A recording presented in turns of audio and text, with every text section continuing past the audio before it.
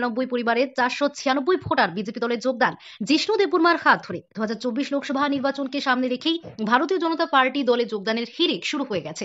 চৈলাম বিধানসভা কেন্দ্রের বিশ্রামগঞ্জের অন্তর্গত নাইথং বাজারে এক মেগা যোগদান সভা অনুষ্ঠিত হয়। মেগা যোগদান সভায় উপস্থিত ছিলেন রাজ্যের প্রাক্তন উপমুখ্যমন্ত্রী জিষ্ণু দেববর্মা। এছাড়া উপস্থিত ছিলেন ত্রিপুরা প্রদেশ সংখ্যালঘু মোর্চা সভাপতি বিল্লাল মিয়া, চৈলাম মণ্ডলের মণ্ডল সভাপতি রাজকুমার দেবনাথ, সিপাহীজলা জেলা উত্তরের বিজেপির সাধারণ সম্পাদক রাজেশ দেববর্মা, জনজাতি মোর্চার চৈলাম মণ্ডল সভাপতি বিশু দেববর্মা, বিশ্রামগঞ্জ গ্রাম পঞ্চায়েতের প্রধান সুধাংশু দাস বৈষ্ণব সহ অন্যান্য নেতৃত্বরা। মেগা যোগদান সভায় কংগ্রেস, সিপিআইএম, তিপ্রা মথা দল ত্যাগ করে 99 পরিবারের 496 ভোটার ভারতীয় জনতা পার্টির পতাকার নিচে সামিল হয়েছেন।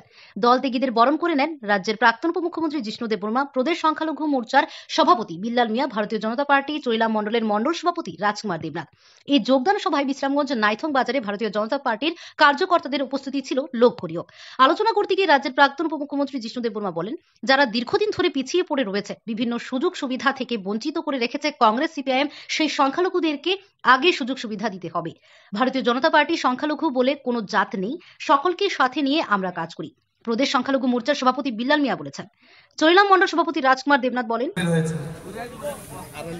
এবং আমাদের চরিলামের থেকে 21 নং বুথের কংগ্রেসের বুথ প্রেসিডেন্ট আমাদের সঙ্গে আজকে সামিল হয়েছে নারায়ণ ঘোষ মহোদয়।